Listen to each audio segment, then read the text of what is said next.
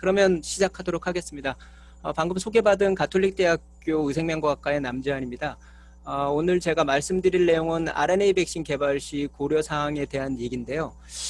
제가 한 20분 정도, 20에서 25분 정도 여러분에게 RNA 백신 플랫폼 개발할 때 백신 및 치료제 개발할 때 고려해야 될 만한 사안에 대해서 말씀드려야 되는데, 사실은 제가 이게 강연을 들으시는 분들이 어떤 분들인지 잘 몰라서 한 대학생 정도의, 이쪽 전공하신 대학생 수준의 슬라이드를 만들었거든요. 근데 그저께 그 들으시는 분들 명단을 보니까 이미 제 강연을 들으신 분들도 있고, 그리고 제 강연이 수준이 너무 낮을 수도 있겠다는 생각이 좀 들어서 약간 죄송스럽게 생각을 하고요.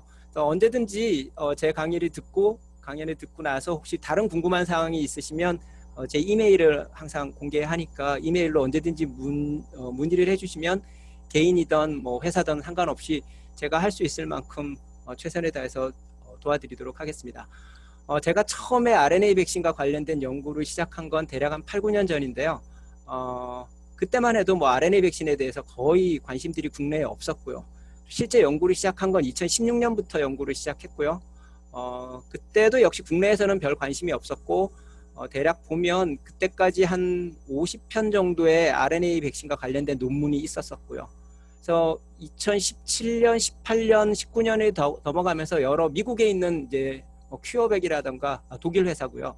사노피, 그다음에 모더나에서 여러 가지 이슈들을 만들기 시작했었습니다. 그래서 뉴스를 통해서 2019년까지 굉장히 가능성이 있는 어떤 백신 플랫폼이나 발현 플랫폼이다라는 얘기들이 계속 진행이 됐었고요. 실제로 이때까지 바이오엔텍이나 모더나나 큐어백은 예방용 백신 치료제보다는 사실은 암 치료용 백신 쪽에 더 포커싱이 가 있었습니다. 그러다가 여러분이 익히 아시는 것처럼 2019년 말에 2020년부터 그 코비드 19 사태가 터지면서 여기 보시면 현재 9월 달 정도, 9월 초순까지 35개 정도의 백신 후보 물질이 나온 거에서 잘 안 떨어지네요. 모더나나 바이오엔텍 그리고 큐어백에서 세 회사에서 공이 mRNA 백신을 가지고 매우 코비드 19 백신이 빠르게 개발을 하고 있었습니다. 이래서 뭐 여러분이 다 아시다시피 일반 국민들도 mRNA 백신이 뭔지 개념은 잘 모르시겠지만 다 신문에서 소리를 들어보셨을 겁니다. 근데 어제까지 mRNA 백신과 관련된 논문이 아직까지도 88편밖에 안 됩니다. DNA 백신은 어제까지 5,331편 정도가 나와 있더라고요. 도대체 DNA 백신과 RNA 백신이 같은 핵산 백신이고, 사실 등장한 건 1990년에 사이언스지에 동일하게 등장을 했거든요. 같은 사람 울프라는 분이 같이 논문을 서밋을 했는데 왜 이렇게 차이가 많이 날까를 생각해 보면 결국 mRNA 백신을 개발하는데 여러 가지 허들이 존재합니다. 그래서 오늘은 그런 허들이 뭔지, 그리고 그걸 어떻게 극복해 나가면 되는지에 대해서 여러분들에게 제가 갖고 있는 생각을 좀 나누고자 합니다. mRNA 백신이 뭔가? 기본적으로는 이렇게 생겼고요. 이게 가장 대표적인 mRNA 백신 플랫폼입니다. 앞쪽에 5' 캐핑이 되어져 있고요. 그다음에 앞쪽에 5' UTR을 가지고 있고요. 캐핑하는 스텝은 일반적으로 엔티-리버스 캡 아날로그라고 해서 아카라는 방법을 많이 쓰고 있습니다. 왜냐하면 이 캡이 인공적으로 붙이다 보면은 여러 가지 반대 방향으로 붙는 경우도 있고 해서 아카를 써야 그나마 효율이 좋고요. 최근에는 다른 방식들도 조금씩 도입되고 있습니다. 근데 사실은 이 만들어진 RNA에 캡을 붙이는 이 스텝이 mRNA를 생산하는데 굉장히 중요한 허들이 되고 있습니다. 왜냐하면 이 스텝이 가장 돈이 많이 드는 그리고 어려운 스텝으로 되어져 있고요. 그 다음에 또 중요한 게 5' UTR과 뒤에 있는 3' UTR을 어디에서 끌고 오냐가 굉장히 중요합니다. 현재 모더나나 큐어백이나 바이오엔텍은 주로 사용하는 건 라이보조말 프로테인 32나 9 이외에도 다양한 라이보조말 프로테인의 5' UTR과 3' UTR을 가지고 오는데요. 왜 이렇게 쓰냐 하면 사실 아시다시피 라이보조말 프로테인이 가장 많이 발현을 하니까요. 그래서 여러 가지 조합을 가지고 끌고 오고 있는데, 실제로는 이 스텝이 또 특허를 회피할 수 있는 유일한 방안이긴 한데, 실제로 여러분이 생각할 수 있는 대부분의 그 5' UTR과 3' UTR을 다 특허가 걸려 있는 상황입니다. 그래서 그 부분을 해결하는 게 사실은 생각보다 어렵고요. 그 다음에 뒤쪽 부분에는 예상대로 폴리에이테일링이 붙어 있는데, 폴리에이테일링의 길이가 뭐 여러 가지 문헌상으로 보면 50베이스 이상은 돼야 되고요. 50베이스가 넘어갔을 때 한 120베이스까지는 RNA 폴리A가 길이가 길어질수록 RNA의 스테빌리티가 증가해서 발현에 도움이 된다라는 논문도 있고요. 실제로 그게 크게 중요하지 않다라는 논문도 있고요. 일정 수준을 넘어가면 오히려 발현 효율이 감소한다는 논문도 있습니다. 그래서 좀 약간 컨트로버셜한데 저희가 해보면 최소한 50베이스 정도만 넘어가면 RNA 백신 플랫폼으로서는 큰 문제가 없었었고요. 큐어백 같은 경우에는 폴리-C하고 폴리-A 뒤에다가 폴리-C랑 히스톤 스템 루프를 달아놓은 구조를 가지고 있습니다. 근데 큐어백 구조는 실제로 문헌 특허 자료를 분석해 보면 폴리-C나 히스톤 스템 루프가 발현에 크게 기여하는 것 같지는 않고요. 저희가 생각하기에는 특허 이슈 때문에 아마 달아놓은 것 같고요. 그다음에 간혹 어떤 분들이 저에게 와서 이제 RNA 백신 플랫폼을 이렇게 개발을 하려고 한다 그러고 말씀하시는 걸 보면 이 뒤에 폴리-A를 효소적으로 그냥 RNA를 다 만든 다음에 효소적으로 붙이려고 하시더라고요. 근데 사실 그렇게 하면 폴리의 길이가 결정이 안 되기 때문에 표준화가 안 돼서 인허가 받으실 때 조금 문제가 있을 수 있습니다. 그래서 폴리A는 DNA 템플레이트에 항상 붙어 있어야 되는 경우고요. 그 다음에 여러분들이 고민해 보셔야 되는 게 이 스타트에서 스탑까지 진 오브 인트레스팅 코딩 시퀀스를 넣어야 되는데 이 코딩 시퀀스를 그러니까 실제로 mRNA 백신에 이렇게 넣으면 실제로 발현하는 건 이 코딩 리전만 발현을 하겠죠. 그런데 코딩 리전에서 많이 고민을 하셔야 되는 부분이 코돈 유시지입니다. 그러니까 뭐 휴먼에서 발현할 때 코돈 유시지하고 만마리안에서 다른 마우스에서 발현할 때 코돈 유시지가 조금 다를 수 있죠. 근데 어떤 문헌을 보면 휴먼은 또 그게 그렇게 중요하지 않다라는 분들도 있긴 있고요. 그 다음에 많이들 고려하는 게 예를 들면 바이오엔텍 같은 경우에는 이 부분을 굉장히 중요하게 생각하는데요. 베이스를 모디피케이션 하게 됩니다. 그건 무슨 뜻이냐면 뭐 아데노신이나 시티딘이나 우리딘 쪽을 메칠기를 달아서 붙이게 되는데 이렇게 하면 전반적인 RNA의 스테빌리티가 증가하게 됩니다. 그리고 이 RNA 스테빌리티를 증가시키는 한 가지 방법으로서 그 코돈의 와블 포지션을 G나 C로 계속 바꿔줍니다. 아미노산은 체인지하지 않도록. 네, 선생님. 그렇게 하면 네네네. G10%가 올라가서 네. G10%에 네. 의해서 이 G10%가 올라가면서 그 코돈 RNA 스테빌리티가 증가하는 그런 현상을 보여줄 수 있습니다. 그래서 RNA 백신이 그 다음 이슈는 어떻게 생산할 거냐, 죄송합니다. 생산할 거냐의 문제인데 좀 전에 보여드렸던 컨벤셔널 mRNA 백신 플랫폼을 일단 가지고요. 제일 많이 쓰는 거는 일단 플라즈미들이 많이 쓰고요. 물론 PCR 프로덕트로도 만들 수 있습니다. 이런 컨벤셔널 mRNA 백신 플랫폼 앞쪽에다가 T7이나 SP6, T3 프로모터를 달고 관련된 RNA 폴리머라제를 이용해서 RNA를 인비트로 트랜스크립션을 통해서 생산을 하게 되는데 많은 경우에는 T7 프로모터를 많이 쓰고 있고요. 이런 플라즈미들을 먼저 만들면 저희가 원하는 진 오브 인트레스트를 여기다 넣고요. 일단 맨 뒤쪽에 폴리에이든 아니면 스템 루프 구조든 맨 뒤에 있는 곳을 제한 요소를 잘라가지고 리니어라이제이션 시키고요. 그리고 나면 이제 폴리머라제를 이용해서 mRNA를 생산하게 됩니다. 이걸 런업 트랜스크립션이라고 하고 이렇게 되면 DNA제 처리해서 DNA 없애고 그 다음 중요한 스텝이 퓨리피케이션 스텝입니다. 이 퓨리피케이션 스텝이 실험실에서 일을 할 때는 그냥 일반적인 컬럼을 써도 아무 문제가 없습니다.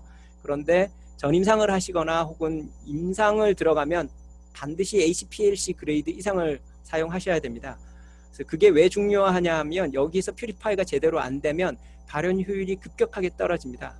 그건 뒤에서 다시 설명하겠지만 더블 스트랜드드 DNA나 짧은 뉴클레오타이드나 뭐 등등등이 포함되어 있으면 인네이트 이뮤 시스템이 너무 강하게 반응을 하면서 엔티바이럴 스테이트로 넘어가게 됩니다. 그러면 RNA의 트랜스레이션이 억제가 되죠. 그래서 이 스텝이 굉장히 중요합니다.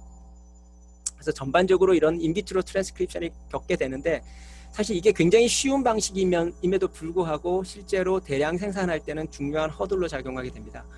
뭐 론자나 아니면은 사노피 이런 데서 대량 생산을 하고는 있는데요. 국내에는 없고요. 이런 대량 생산하는 메소돌로지가 이 방식을 베이스로 해서 어떻게 하는지는 회사마다 비밀이라 아직 명확하게 제가 자료를 좀 확인된 거는 없는 상황이고요. 그 다음에 많이들 얘기하시는 게 얼마나 빨리 만들어지냐. 사실 이 빨리 만드는 것 때문에 RNA 백신이 각광을 받기 시작했는데요. 5년 전에 나온 논문에 의하면 이 사람들은 팬데믹 인플루엔자 게놈 시퀀싱이 알려지고 나서 한 2주면 시제품을 만들 수 있다라고 얘기를 했었죠. 그래서 진짜 가능할까? 이론상으로는 가능하나 진짜 가능할까 생각을 했는데 이번에 코로나19 백신 만드는 걸 보면 모더나가 딱 2주 걸렸더라고요. 테스트 샘플을 만들어내는데. 그러니까 2주면 충분히 만들 수 있다는 건 이미 증명이 되어졌고요. 그 다음에 많이 또 저에게 여쭤보시는 게 생산량에 대해서 그리고 생산 가격에 대해서 많이 물어보십니다. 역시 5년 전에 나온 논문을 보면요. 이 사람들은 ml당 6mg 정도를 만들어낸다고 얘기를 하고 있습니다. 저희 실험실에서 보면 RNA의 퀄리티에 따라 그리고 어떤 DNA 템플릿들을 쓰는지 어떤 진 오브 인트러스트인지에 따라 굉장히 차이가 나긴 하는데 대략 한 2mg에서 8mg까지 만들어낼 수 있습니다. 생산 단가는 국내에서 있는 모든 그 효소나 이런 걸 다 국내 제품으로 쓰면 한 3만 원 정도, 그 다음에 GMP 그레이드로 사면 30만 원 정도 나오더라고요. 뭐 대략적인 가격입니다. 물론 이걸 대량 생산하게 되면 그리고 자체적으로 효소 같은 걸 생산하게 되면 이 가격보다 더 낮춰질 수는 있겠죠. 그럼 이렇게 만들어진 게 얼만큼 만들 수 있냐? 이것도 역시 5년 전에 문헌에 나온 건데요. 5년 전 문헌을 보면 1리터에 사람이 만약에 100마이크로그램을 한 도수로 하면 한 48,000명 정도, 1마이크로그램을 도수로 하면 한 480만 명 정도가 맞을 수 있다고 하는데요. 실제로 현재 모더나나 큐어백 결과, 바이오엔텍 결과를 보면 한 50마이크로그램 정도를 고민해야 될 것 같습니다. 그래서 50마이크로그램 정도 고민을 하면 한 10만 명 정도, 5만 명에서 10만 명 정도를 1리터에 만들 수 있을 것 같습니다. 이거는 코로나 사태가 아주 심각하기 전인 올 1월에 기사가 나온 건데요. 큐어백에서 레비스 백신을 만들었고 mRNA로 레비스 백신 1마이크로그램을 투도스로 하면 충분한 면역 효과를 볼 수 있다라는 걸 기사로 냈어요. 아직 제가 데이터는 보지 못했지만 실제로 1마이크로그램이면 뭐 1리터만 생산해도 굉장히 많은 양을 맞을 수 있는데 실질적으로는 이렇지는 않은 것 같습니다. 코로나19를 보면 최소한 25, 50, 100 정도를 사용하는 것 같습니다. 그 다음에 RNA 백신이 그러면 DNA 백신과 비교해서 어떤 특징이 있는지를 보면 제일 중요한 건 처음에 일감으로 봤을 때는 세이프티가 기본적으로 DNA 백신보다 보통 좋다고들 얘기를 합니다. 그래서 왜 그러냐 하면 DNA 백신의 가장 큰 단점이자 문제점이라고 생각되는 게 DNA 백신은 단백질을 만들려면 핵으로 들어가서 RNA를 만들어야 되는데 핵으로 들어가는 과정에 있어서 들어가서 혹시 인테그레이션 되지 않을까. 물론 DNA 백신 연구하시는 분들에게 여쭤보면 이런 일이 거의 일어나지 않는다라고 말씀을 하시긴 하지만 여전히 이 부분이 퀘스천일 수 있고요. 근데 RNA 백신은 그냥 플라즈마 멤브레인 뚫고 사이토플라즘으로 들어가면 바로 단백질 만들어낼 수 있고요. 그다음에 DNA 백신은 항상 항생제를 가지고 있는데 항생제 유전자를 그런 것도 전혀 가지고 있지 않고요. 근데 사실은 이 RNA가 엔트리 되는 스텝은 보통 캐비올레에 있는 리피드 레프트 구조를 가지고 들어가기도 하고 혹은 마이크로피노사이토시스를 통해서 들어간다고 하는데 들어가는 효율이 굉장히 낮습니다. 10,000개 중에 1개 정도 들어간다고 해요. 그럼에도 불구하고 DNA보다는 굉장히 적은 양을 쓸 수 있는 게 또 굉장히 중요한 요건 중에 하나인데요. 왜냐하면 DNA는 플라즈마 멤브레인도 뚫어야 되고 뉴클리어스 멤브레인도 뚫어야 되고 근데 RNA는 플라즈마 멤브레인만 뚫어야 되니까 좀 더 적은 양을 쓸 수 있다라고 하는데 뭐 그건 바라보는 관점에 따라 좀 다를 수 있고요. 그다음에 사실은 RNA는 뒤에서 설명드릴 셀프 레플리케이팅 플랫폼이라고 SAM이라는 걸 쓰면 정말 소량의 RNA만 안으로 넣어줘도 충분히 발현을 할 수는 있습니다. 그다음에 세 번째 특징으로는 좀 전에 말씀드린 대로 RNA는 사실은 몽땅 다 이게 플라즈미드 만들어내는 스텝을 제외하고는 몽땅 다 인비트로에서 만들 수 있습니다. 그러니까 중요한 게 바이오 리액터를 쓸 필요가 없이 아까 말씀드린 1리터 정도의 어떤 그 탱크만 있으면 바이오 리액터가 아닌 반응기만 있으면 RNA를 충분히 생산할 수 있다라는 건데 처음엔 이 스텝이 굉장히 좋은 스텝이라고 생각을 했으나 지금은 어떤 면에서는 이게 좀 허들이 될 수도 있습니다. 왜냐하면 바이오 리액터 같은 경우에는 사실 우리나라를 포함해서 전 세계에 굉장히 많이 가지고 있잖아요. RNA를 GMP 그레이드에서 대량으로 생산할 수 있는 시설은 제가 파악한 바로는 미국하고 독일밖에 없습니다. 국내에는 당연히 없고요. 그래서 이런 부분이 오히려 생산 설비와 관련돼서 문제가 되어질 수 있습니다. 네, 물론 뭐 얼마나 빨리 갖출 수있는 또 다른 문제고요. 그 다음에 RNA의 중요한 캐릭터 중에 하나가 RNA 자체가 빌트인 어드주반트 기능이 있어서 굉장히 강한 면역 반응을 유도합니다. 그러니까 mRNA를 체내에 주입을 하게 되면 피부에 있는 DC셀이 받게 되고요. DC셀이 림프노드로 갔다가 림프노드에서 DC가 CD8 셀이나 CD4 T셀이 자극을 하게 됩니다. TH1, TH2 반응에 의해서. 그래서 CTL 리스폰스를 유도하게 되고요. 셀룰라 이민 리스폰스를 유도하게 되고, 그다음에 B셀이 통해서 항체를 잘 유도하게 됩니다. 그러니까 이 과정이 일반적인 DNA 백신보다는 원활하게 잘 일어나는 것 같습니다. 저희가 DNA 백신하고 직접적인 비교를 아직 해보지는 않았는데요. 나오는 결과들을 보면 이 TH1, TH2 반응이 mRNA 백신이 다른 백신에 비해서는 좀 잘 밸런스를 유지하면서 인덕션을 하는 것 같습니다. 예를 들면 최근에 나온 결과인데 이게 지금 코비드-19 RNA 백신이고요. 모더나 결과를 보여드리면 마카큐 결과입니다. 맨 위에 있는 게 마카큐에서 CD4 T셀의 TH1 반응을 보면 10마이크로그램하고 100마이크로그램을 쓴 게 슬라이틀리하게 이게 증가하고 있죠. 이게 얼마나 의미가 있는지는 둘째 문제고요. 어쨌든 통계학적으로 증가하고 있다라는 걸 보여주고요. 흥미롭게도 TH2 반응이 기간 때문에 그런 것 같습니다. 혹은 기간이나 스티뮬레이션을 준 펩타이드의 문제일 것 같긴 하는데요. CD4 TH2 반응은 전혀 일어나지 않고 있는 것처럼 보입니다. 그런데 중화항체가는 보시면 10마이크로그램 찌른 게 대략 한 2회 면역에 한 100 어라운드를 100세 자리 숫자를 보여주고 있고요. 두 자리 숫자를 보여주고 있고요. 100마이크로그램 찌른 게 대략 한 세 자리 숫자의 중화항체가를 보여주고 있습니다.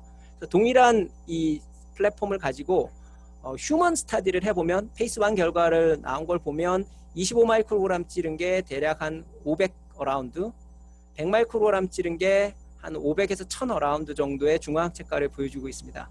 그러니까 TH2 반응이 이렇게 낮은데도 불구하고 낮은 게 아니라 거의 반응을 안 했죠. 그럼에도 불구하고 중화항체가는 굉장히 높고요. TH1 반응도 어느 정도 나온다라고 얘기를 하는데 여기 TH2 반응은 조금 더 고민을 이게 진짜 맞는 결과인지는 좀 고민을 해봐야 될 것 같습니다. 제가 지금 이 마커가 잘 안 움직여서 약간 왔다 갔다 하는 거 죄송합니다. 그 다음에 또 많이들 생각을 해 주셔야 되는 것 중에 하나가 RNA의 백신 플랫폼을 뭘 쓸 거냐가 되게 중요한 컨셉입니다. 제일 많이 쓰는 건 좀 전에 보여드렸던 컨벤셔널 non-amplifying mRNA, 컨벤셔널 mRNA 백신 플랫폼입니다. 이게 제일 많이 쓰는 거고요. 아까 보여드렸던 캐핑, 5'-MTR, 3'-MTR, 폴리A가 달려있고 뒤에 더 달려 있습니다. 그리고 요 항원만 발현을 하는 건데 지금 선두 그룹을 달리고 있는 큐어백, 모더나, 바이오엔텍이 다 이 구조를 쓰고 있습니다. 이거 말고 셀프 앰플리파잉 mRNA라고 레플리콘 구조인데요. 이거는 GSK나 노바티스에서 지금 연구들이 진행하고 있는 걸로 알고 있고요.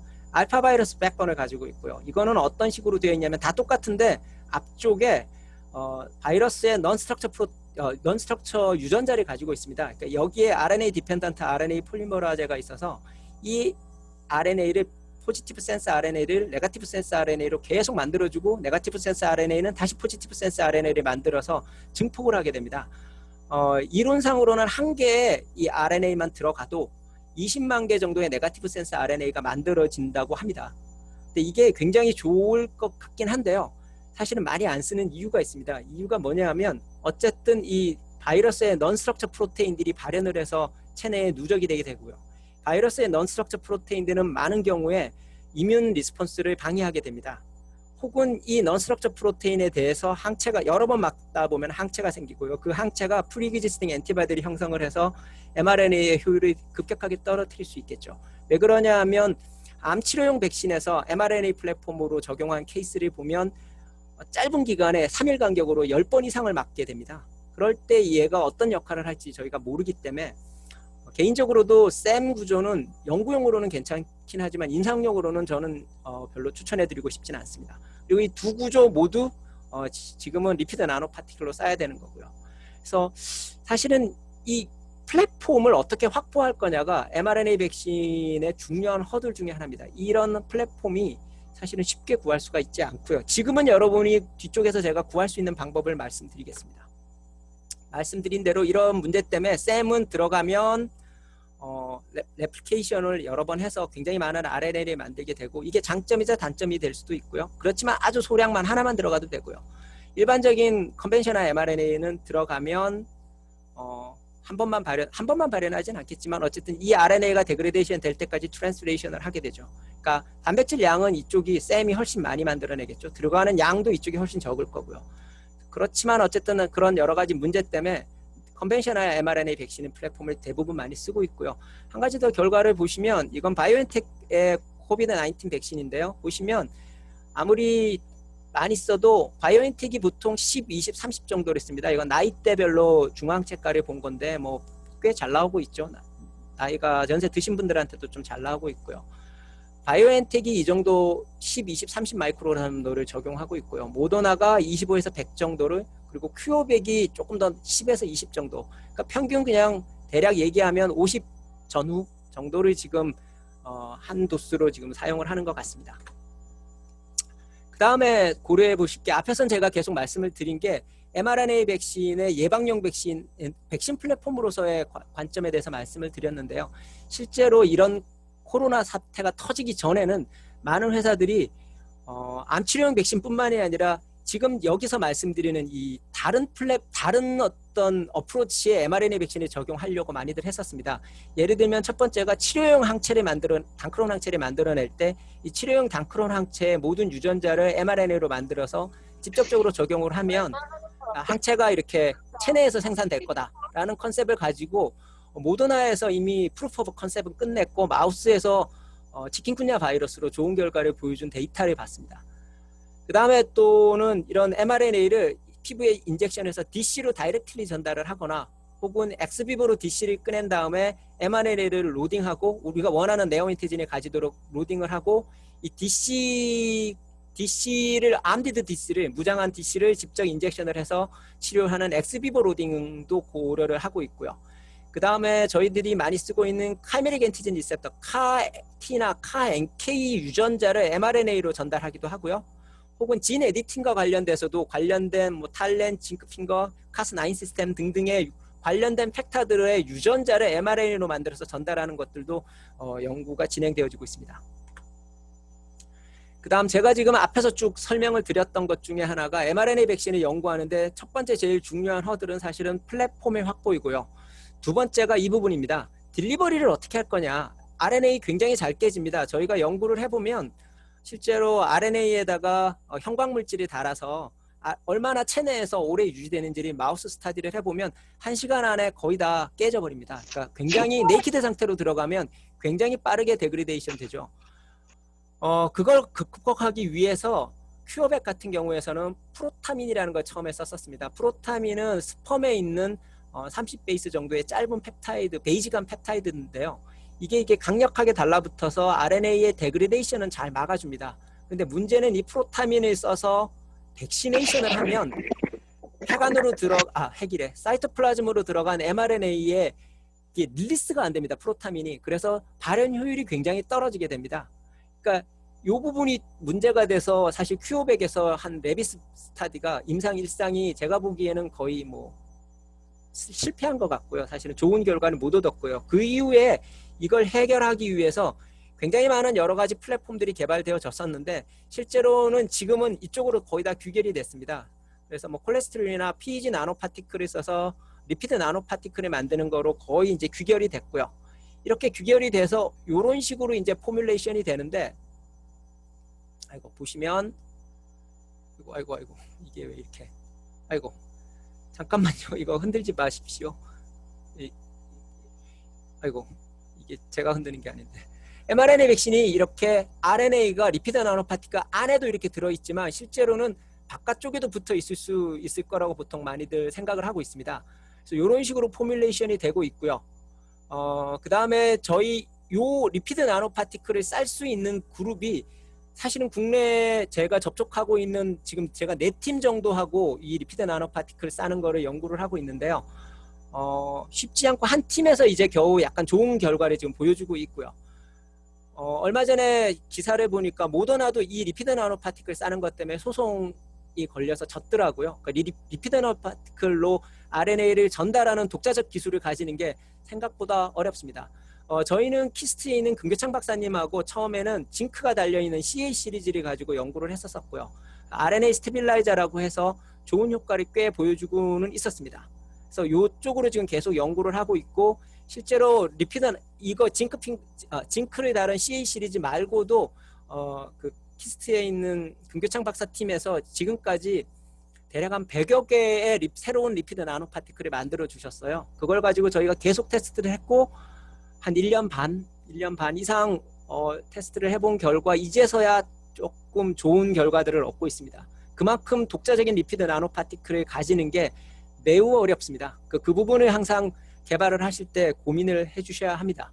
그래서 서머리를 드리면 RNA 백신을 생산하는 전반적인 단계는 항원 선정하셔야 되고요. 물론 이건 플라즈미드에 넣어도 되고 PCR로 띄우셔도 됩니다. 그런데 아마 인허가를 받으시려면 PCR 메소드는 보통 권해드리고 싶지 않습니다. 왜냐하면 PCR에서도 뉴클레오타이드가 체인지 될 수 있기 때문에 가능한 한 플라즈미드로 생산을 해놓는 게 좋고요. 코딩을 하시고 아까 말씀드린 런업 트랜스크립션과 IBT라는 인비트로 트랜스크립션을 거쳐서 캐핑을 하고 퓨리피케이션 과정을 거쳐서 리피드 나노 파티클 이런 식으로 이게 아마 현실에 더 가깝겠죠. 이런 식으로 리피드 나노 파티클로 감싸는 게 매우 중요합니다. 이 스텝들이 플랫폼 하나 구하는 거, 그다음에 대량 생산하는 문제, 퓨리피케이션 포함해서요. 그다음에 리피드 나노 파티클 만드는 문제, 이 세 개의 문제를 일단 해결을 하셔야 됩니다.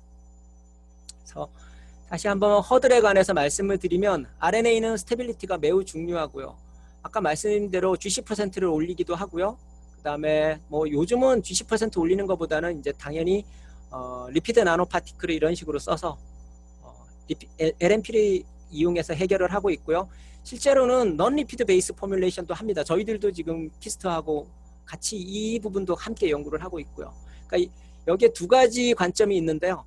그러니까 리피드 나노 파티클이든 아니면 넌 리피드 베이스 포뮬레이션이든 간에 RNA를 잘 보호해야 되는 스텝이 하나 존재하고요. 역설적으로 사이토플라즘으로 들어가면 얘가 잘 릴리스 되어져만 합니다. 지금 리피드 나노 파티클이 RNA를 릴리스하는 기전은 완전히 연구가 되어져 있지는 않지만 일반적으로 pH가 사이토플라즘에선 엔도좀으로 들어가면 낮아지니까 그 pH 낮음 때문에 얘가 아마 펑처될 거라고 그렇게 보통 예상들을 하고 있습니다. 그러니까 프로텍션과 언코팅의 그 밸런스를 잘 유지를 하셔야 되고요.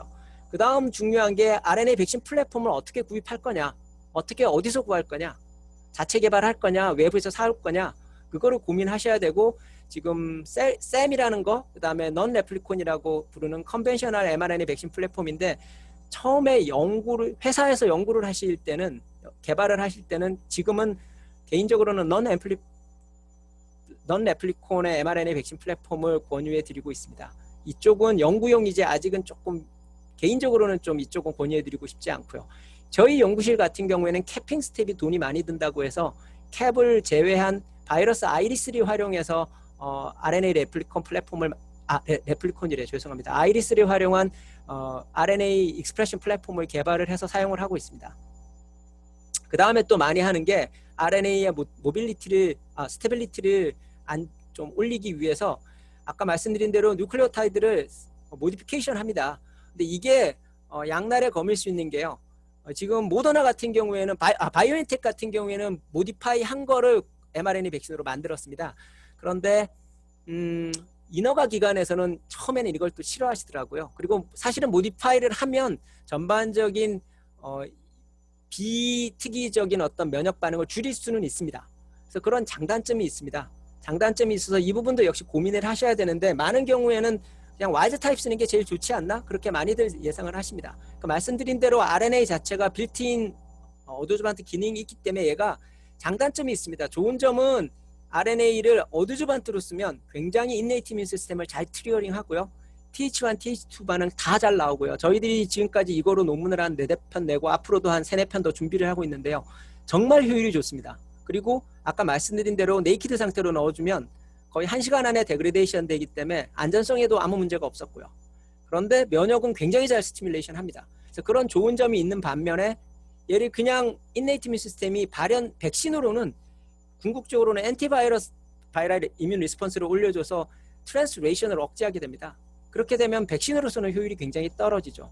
그런 부분에 있어서는 퓨리피케이션이 굉장히 중요하고 모디파이도 굉장히 중요합니다. 그래서 그런 부분을 고려하셔야 되고요. 그러니까 말씀드린 스테빌리티 문제, 그러니까 어떻게 전달할 거냐, 플랫폼은 뭘 쓸 거냐, 그리고 최종적인 목적이 백신이냐, 어드주반트냐, 이뮨 스티뮬레이션을 어떻게 처리할 거냐, 이 세 개의 허들, 여기는 어떻게 보면 메커니즘 오브 액션, 모드 오브 액션, MOA하고 연관되어져 있고요. 세이프티하고도 연관되어져 있습니다. 그 다음 많이들 관가하시는 게 이걸 논문만 쓰고 말 게 아니라 실제로 생산을 하시려고 생각을 한다면 도대체 어디서 생산할 거냐, 이거 굉장히 중요한 문제입니다. 이 부분을 많이들 간과하시고 저한테 찾아오시더라고요. 그래서 이 부분 굉장히 고민을 많이 해보셔야만 합니다. 여러분 회사에서 RNA를 활용해서 백신이나 치료제를 해야 되겠다, 이렇게 연구가 아니라, 연구야 누구라도 아무나 할 수 있겠죠. 근데 회사에서 이걸 하시겠다고 생각을 하면 많은 분들이 저에게 그냥 아무 크게 고민 없이 찾아오시더라고요. 여러 회사들이 찾아오셨는데 사실은 고민을 해서 그 다음에 뭘 앞으로 할지, 왜 내가 이거를 개발하는데 RNA 익스프레션 플랫폼이 필요한지 특별한 고민 없이 찾아오시는 분들이 정말 많았고요. 대부분은 속내를 들여다보면 국가 과제를 받아서 연구를 하시려고 하더라고요. 그런데 사실은 RNA 백신이든 치료제든 RNA를 활용해서 뭔가 약을 개발을 하시려고 하면 비용에 대해서 꼭 고민을 해보셔야 됩니다. 비용이 국가 과제를 받아서 할 정도가 아닙니다. 굉장히 돈이 많이 드는 스텝이라서 사실은 고민을 좀 해보셔야 됩니다. 이게 제일 첫 번째고요.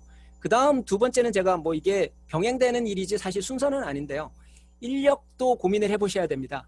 그러니까 저에게 여러 회사가 찾아오셔서 여러 가지 자문도 해드리고 여러 가지 디스커션을 해보면 CEO 분이나 혹은 이거를 추진하겠다고 하신 분이 RNA 백신에서 명확한 컨셉을 가지고 그리고 이전부터 계속 공부를 해오셨던 분이 몇 분 안 계세요. 그런 분들은 제가 도움을 드려도 충분히 효과가 있었고 그 다음에 이렇게 서로 커뮤니케이션도 훨씬 쉬웠는데 많은 분들이 그냥 이거 해보면 요즘 mRNA 백신이 뜨니까 뭔가 해보면 국가 과제를 받을 수 있지 않을까? 혹은 뭘 하면 되지 않을까? 이렇게 너무 쉽게 생각해서 오시더라고요. 이 인력 문제가 굉장히 중요한 게 RNA 백신을 하시려면 백신이든 뭐 암치료용 백신이든 암치료제든 간에 RNA 관련된 부분도 분자생물학적인 지식도 있어야 되지만 백신이면 면역학적인 어떤 백그라운드, 치료제면 암치료제라면 암에 대한 백그라운드가 완벽하신 분이 와야 되는데 사실은 좀 엉성하게 오시더라고요. 그래서 이 비용과 인력 부분을 잘 감안을 해보시고 진짜 이걸 다 투입해서라도 RNA를 활용하는 게 좋겠다고 컨펌이 되시면 그때부터 이제 오케이 개발을 할 수 있겠죠. 개발 단계에서 실패할 확률이 많으니까 다시 앞으로 돌아갈 수도 있고요. 그래서 이거 꼭 고민을 많이 해주셨으면 좋겠습니다. 그래서 개발을 하겠다고 선정을 하시면 이제 여기서부터가 좀 중요한 슬라이드인데요. 개발을 하면 플랫폼 문제를 꼭 해결하셔야 됩니다. 컨벤셔널 mRNA 플랫폼으로 할 거냐, 샘으로 할 거냐를 결정을 하셔야 되고요. 제가 권유해 드리는 건 컨벤셔널 mRNA 플랫폼입니다. 이걸 컨펌을 하면 과거에는 판매하는 데가 트라이링크밖에 없었거든요. 그래서 저한테 많이 오시긴 하셨는데 잘 생각해 보시면 어떤 면에서는요, 좀 초기 비용이 많이 들더라도 트라이링크에서 그냥 제작되어져 있는 리포터가 들어가 있는 mRNA를 판매하고 있습니다. 그래서 트라이링크 걸 사서 테스트를 해보시는 게 굉장히 중요하고요. 저희가 계속 좀 문헌을 홈페이지를 뒤져보고 하니까 사투리우스나 서머나 론자에서도 그런 걸 팔고 있더라고요. 그리고 이 트라이링크나 사투리우스, 서머, 론자에서 커스터마이즈드 mRNA도 제작을 해줍니다. 물론 가격은 굉장히 비쌉니다. 그러니까 트라이링크에 이미 레디메이드로 만들어 놓은 리포터를 다른 거 GFP나 뭐 루시파라젤에 넣은 게 미리그램 1mg에 수백만 원 정도 합니다. 그리고 사투리우스나 서머나 론자는 제가 거래를 안 해봐서 정확하게 모르겠고요.